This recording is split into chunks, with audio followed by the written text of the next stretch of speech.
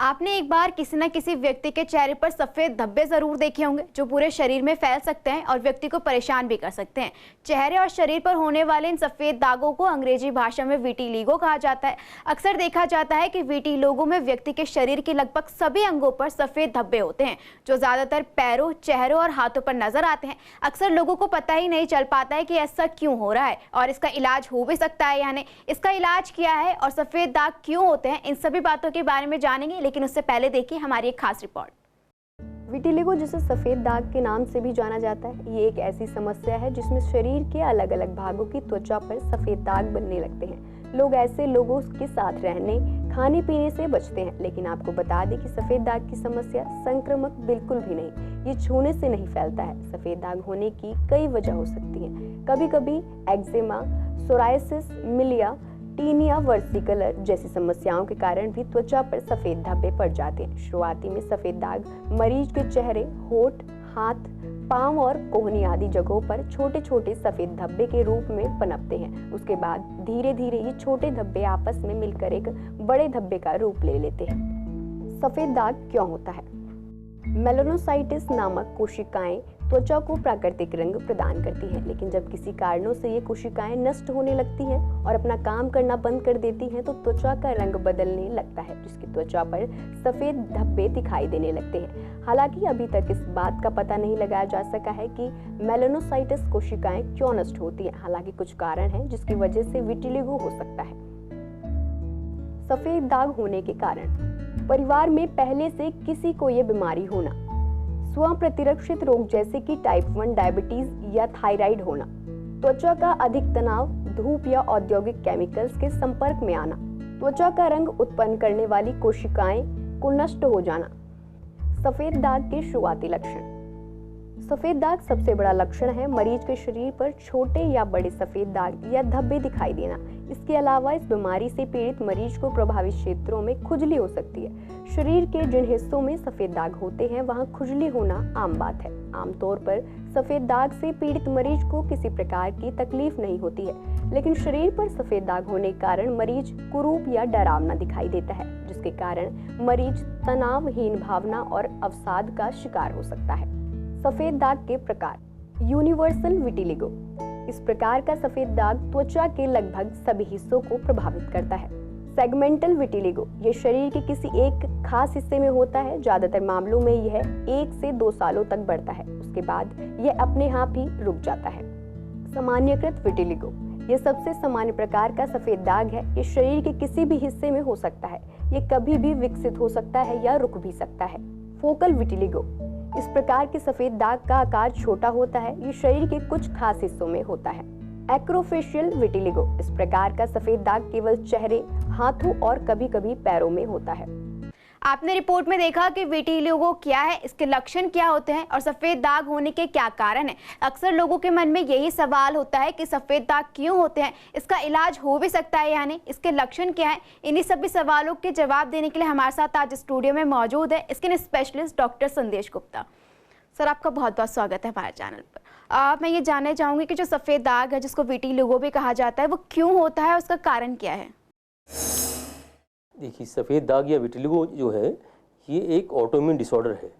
ये वैसे तो कोई डिसीज़ में इसको मानना नहीं चाहिए, विदेशों में तो इसको कोई डिसीज़ मानते भी नहीं है। इसमें केवल एक कलर चेंज हो रखा है स्किन का। लेकिन हमारा क्योंकि इंडिया में कुछ भ्रांतियाँ होती हैं, मिथ्स होते हैं, इसको लोग कुछ लोग के साथ जोड़ते हैं, या कुछ लोग इसके कलर चेंज होने को जैसे गाँव में या जो रिमोट एरियाज़ होते हैं वहाँ पर इसको मिथ की तरह मानते हैं। अदरवाइज ये कोई ज़्यादा ऐसी खास डिसीज़ नहीं है। इसमें क्या होता है, इसमें हमारी बॉडी में ऑटो इम्यूनिटी डेवलप हो जाती है और हमारी ऑटो इम्यूनिटी जो हमारी सेल्स होती हैं उनके अगेंस्ट ही काम करना शुरू कर देती हैं। हमारी जो इम्यूनिटी होती है वो बीमारी से लड़ने का काम करती है, कुछ बैक्टीरियाज को मारती है, वायरस को मारती है, कोई भी फॉरेन इन्फेक्शन को मारती है। विटिलिगो में क्या होता है, जो हमारे कलर बनाने वाली सेल्स होती हैं मेलानोसाइट्स, ये इम्यूनिटी उन सेल्स को मारना स्टार्ट कर देती है और धीमे धीमे करके अगर इसको रोका नहीं जाता है तो पूरी बॉडी में भी फैल जाती है। तो ये कोई छूने से फैलने वाली बीमारी नहीं है, ये एक ऑटोइम्यून डिसऑर्डर है। जैसे कि आपने बताया कि ऑटोइम्यून बीमारी है, तो इसके जो लक्षण हैं वो कैसे पता चलेगा कि उनको जो ये सफ़ेद दाग की बीमारी होने लगी है? शुरू में सफ़ेद दाग की बीमारी बहुत धीमे धीमे बढ़ती है। कहीं भी पहले आपको सफ़ेद दाग हल्का सा मिलेगा, बाद में वो मिल के वाइट होना शुरू हो जाता है।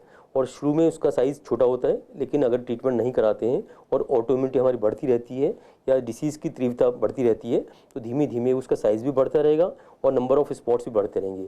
पहले एक स्पॉट्स आता है, फिर 2 आते हैं, फिर धीमे धीमे पूरी बॉडी में अगर उसे अनकंट्रोल करते हैं तो पूरी बॉडी में वो फैल सकता है। जैसे कि हमने इस लक्षण के बारे में जाना, तो जो इसका ट्रीटमेंट है वो किस तरीके से होता है और मतलब इसका इलाज संभव भी है कि नहीं? हाँ, इसका इलाज बहुत आसानी संभव है और बहुत इजी ट्रीटमेंट है इसका। इसका ट्रीटमेंट कोई बहुत बड़ा ट्रीटमेंट भी नहीं है। इसमें सिंपल मेडिसिन शुरू करनी होती हैं। जैसे मैंने बताया कि ये हाइपर इम्यूनिटी की वजह से होता है, तो कुछ मेडिसिन ऐसी आती हैं, जैसे ही हम उस मेडिसिन को स्टार्ट करते हैं तो हमारी इम्यूनिटी रेगुलेट होना शुरू हो जाती है। जिस चीज़ के अगेंस्ट इम्यूनिटी बनी है उस इम्यूनिटी को हम कंट्रोल कर सकते हैं। तो फर्स्ट डे से, जिस दिन से हम इलाज शुरू करते हैं, उस दिन से वाइट स्पॉट्स का फैलना बढ़ना रुक जाना चाहिए। जिस दिन से आप ट्रीटमेंट शुरू करेंगे उसी दिन से डिसीज़ कंट्रोल में आ गई। कुछ टाइम तक आपको डिसीज़ के लिए दवाई खानी होती हैं, लगानी होती हैं और धीमे धीमे डिसीज़ हमारी ये शांत हो जाती है। दूसरा पार्ट होता है इसका कलर वापस लाना। तो देखिए, जो डिसीज़ को रोकने वाला काम होगा वो टैबलेट और क्रीम की सहायता से हो सकता है। जो कलर वापस लाने का काम होता है उसके लिए हमें यूवीबी थेरेपी करनी होती है और लेज़र होते हैं कुछ। तो अगर हम रेगुलर टाइम तक यूवी थेरेपी करते हैं तो जो सेल्स हमारी बीमार हो गई हैं, मेलानोसाइट जो कि हाइपर इम्यूनिटी की वजह से ख़राब हो गई हैं, उसको हम दोबारा से रीएक्टिवेट कर सकते हैं और उनको पूर्णतः कंट्रोल में कर सकते हैं। डॉक्टर, अक्सर ऐसा देखने को मिलता है कि किसी के सिर्फ चेहरे पर सफ़ेद दाग होते हैं या फिर किसी के सिर्फ हाथ में हो रहे हैं, किसी के पैर में हो रहे हैं, तो इसकी क्या वजह है? क्या इसके कुछ टाइप्स भी होते हैं? इसकी कई प्रकार की टाइप्स होती हैं। देखिए, एक विटिलिगो वल्गेरिस होती है जो सबसे कॉमन वाली टाइप होती है। एक होता है सेगमेंटल विटिलिगो, जिसमें एक खास सेगमेंट पर, एक नर्व पर, कोई भी बॉडी का जो नर्व वाला पार्ट होता है उसमें आता है।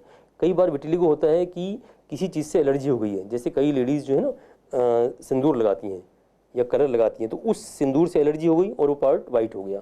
जैसे बिंदी लगाई हमने, बिंदी लगाती हैं तो बिंदी में जो गम पीछे होता है, गोंद होता है, उससे कई बार एलर्जी होती है। एलर्जी के बाद स्किन वाइट हो जाती है। कई बार जैसे हम लेदर का पर्स रखते हैं या कोई क्रोनिक फ्रिक्शन होती है, कई बार जलने के बाद, कई बार कोई इरिटेशन लंबे टाइम तक इचिंग होती रहेगी, एक्जिमा होता रहेगा, तो उसके बाद भी उस स्किन का कलर घिसते घिसते वाइट हो जाता है, तो वो भी एक विटिलिगो हो गया। अगला विटिलिगो होता है जनरलाइज्ड विटिलिगो, जिसमें पूरी बॉडी में विटिलिगो फैल जाता है। एक होता है फोकल विटिलिगो जो कि छोटे छोटे पार्ट्स में होता है। एक वैरायटी होती है हमारी लिप्स की और फिंगर टिप्स की, जो लिप्स के ऊपर आता है और फिंगर टिप्स के ऊपर आता है। तो ये डिफरेंट टाइप्स की इसकी वैरायटी होती है। जब आप इसके उपचार के बारे में बता रहे थे तो आपने यूवीबी थेरेपी के बारे में बताया था, तो क्या ये थेरेपी बच्चों में भी हो सकती है? यस, जो विटिलिगो के लिए जो सबसे कारगर उपाय है वो यूवी थेरेपी होती है। इसमें अल्ट्रावायलेट ए, अल्ट्रावायलेट बी ये लाइट दी जाती हैं और उसके बाद अब ये नई थेरेपी आ गई है, लेज़र भी आ गई है। तो जैसे यूवी थेरेपी होती है ये किसी बच्चे को दे सकते हैं। जैसे आपने बचपन में देखा होगा, जो छोटे बच्चे होते हैं जब उनको पीलिया हो जाता है तो उनको एक लाइट के नीचे रखते हैं, है ना, ढेर सारी ट्यूबलाइट्स लगी होती हैं, यूजुअली हॉस्पिटल्स में या सेटअप्स में ये होती है, तो उससे उसके धीमे धीमे विटिलिगो उसको पीलिया को धीमे धीमे कम करते हैं। उसी प्रकार का इसमें यूवी थेरेपी आती है। ये किसी भी एज के बच्चे को दे सकते हैं और बच्चों में बहुत जल्दी ये रेस्पॉन्ड कर जाता है। तो बहुत कम नंबर ऑफ लाइट्स थेरेपी के द्वारा ही हम इसको ठीक कर सकते हैं। जैसे कि आपने लेज़र ट्रीटमेंट के बारे में बताया, तो किस तरीके से किया जाता है उस बारे में थोड़ा सा बताइए। इसके खास किस्म का लेज़र होता है। एक तो यूवी थेरेपी हो गई, दूसरा होता है लेज़र, उसको हम कहते हैं एक्साइमर लेज़र। तो एक्साइमर लेज़र होता है, उसके अंदर एक स्पेक्ट्रम की रेज आती हैं। जो रेज होती हैं वो पर्टिकुलर उसी मेलानोसाइट्स को, उनकी फ्रिक्वेंसी इस तरह से होती है या वेवलेंथ उसी प्रकार की होती है कि वो पर्टिकुलर उन्हीं जो हमारी सेल्स हो गई, बीमार हो गई हैं, मेलानोसाइट्स हैं, वो दोबारा से रिएक्टिवेट करने लगती हैं या उनको वो ठीक कर देती हैं। तो इसको एक्साइमर लेज़र कहते हैं। इसको वीक में 2 बार या 1 बार या 5 डेज़ में 1 बार करना होता है। मिनिमम 1 महीने में 6 to 7 टाइम्स करना चाहिए। तो उससे ये 40 सेकंड के लिए, 20 सेकंड के लिए लेज़र दिया जाता है और उसके द्वारा ये जल्दी से ठीक होना शुरू हो जाता है। कभी कभार ऐसा हो जाए कि हम इलाज करा रहे हों, दवाइयाँ भी चल रही हो, ख़त्म होने के बाद क्या होता है कि दोबारा से वो बीमारी होने लग जाती है, तो इसमें ऐसा होता है तो उसमें क्या करना चाहिए? हाँ, अगर हमने बीमारी का इलाज शुरू किया और बीमारी हमारी ठीक होनी शुरू हो गई, अब कुछ टाइम के बाद हमने देखा कि वो बीमारी, हमने इलाज बीच में बंद कर दिया या दवाई चलते चलते बीमारी फिर से रिएक्टिव हो गई, तो दोनों कंडीशन में डिफरेंस है। अगर दवा चलते चलते पहले हमारी कंट्रोल हो गई है और फिर दवाई के चलते चलते ही हमारी दोबारा से बीमारी रिएक्टिव हो गई है, तो इसका मतलब है कि हमने डोज उसकी कम कर दी है। तो डोज की प्रॉपर करके भी हम इसको बढ़ने को रोक सकते हैं। और जब ट्रीटमेंट बंद कर दिया गया है उसके बाद भी अगर कभी दोबारा से रिएक्टिवेट होती है, फिर से स्टार्ट हो जाते हैं, तो इसका मतलब हमें फिर से वो स्टार्ट करनी पड़ेगी।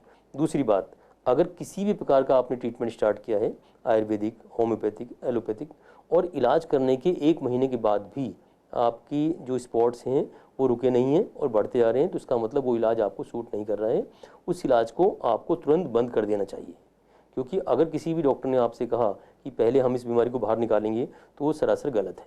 अगर एक बार बीमारी बाहर आ गई, स्किन कलर वाइट हो गया, तो बहुत मुश्किल से कलर आपका वो सेटल होगा। तो आपको ऐसे ट्रीटमेंट से बचना है जिसमें स्किन के कलर को वापस आने में टाइम लग रहा होगा, और अगर ये बढ़ना तुरंत नहीं रुकता है तो उस ट्रीटमेंट को हमें तुरंत रोक देना चाहिए।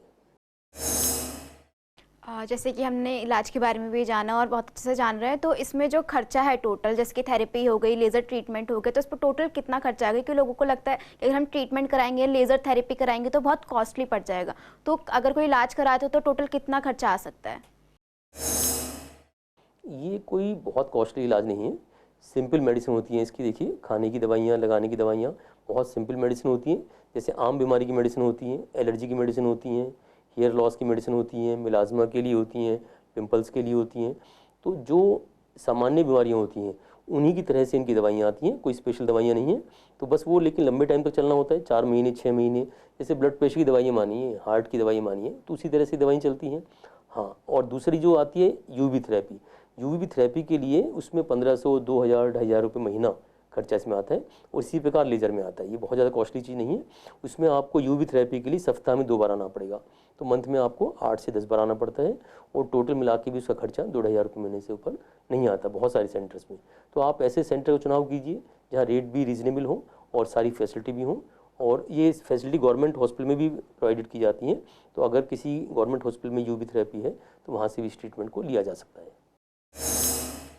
इसका ट्रीटमेंट भी मतलब काफ़ी सही है, ज़्यादा कॉस्टली नहीं पड़ता, तो लोगों को ऐसा लगता था। और कई बार क्या होता है कि कई बीमारियां जो जेनेटिक होने लगती है, तो जो ये सफ़ेद दाग या जो ये बीमारी है वो क्या जेनेटिक होती है या फिर नॉर्मली हो जाती है लोगों को?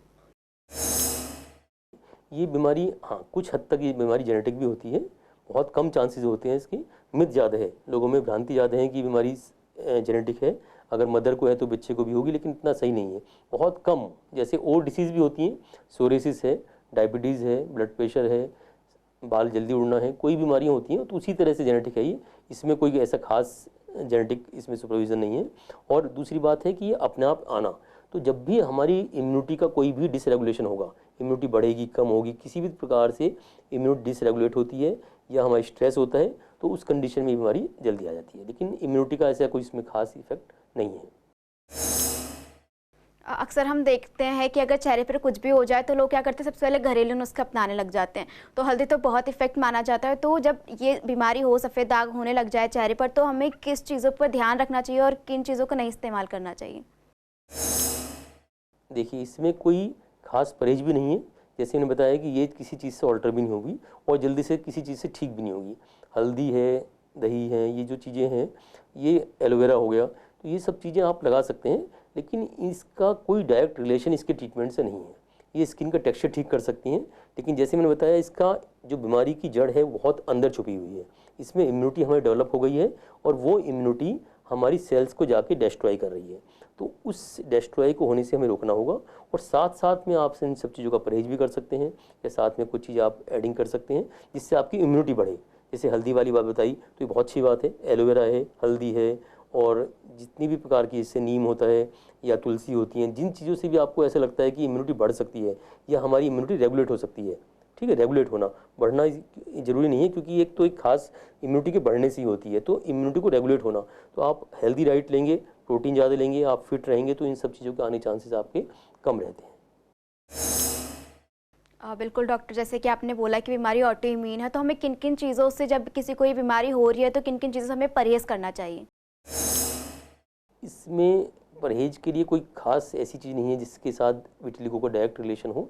फिर भी जैसे स्टेरॉइड्स होते हैं, कोई लोग जिम के पाउडर लेते हैं, या जिन चीज़ों के बारे में पता नहीं है इसमें एग्जैक्टली क्या चीज़ है, उन चीज़ों से बचना चाहिए हमें। तो और जो अनहेल्दी डाइट होती है उससे बचना चाहिए। ट्रांस फैट होता है, बाहर का खाना, अगर डिसीज़ आनी स्टार्ट हो गई है और हम बाहर का खाना खाते हैं, ऑयली चीज़ ज़्यादा लेते हैं, या ज़्यादा कुछ हम फ्राइड चीज़ें लेते हैं, अनहेल्दी डाइट लेते हैं, तो उन सब चीज़ों से हमारी डाइट विटिलिगो पे फ़र्क नहीं पड़ेगा, लेकिन हमारी इम्यूनिटी ख़राब हो जाती है। इम्यूनिटी ख़राब होने की वजह से ये डिसीज़ हमारे ऊपर हावी हो सकती है।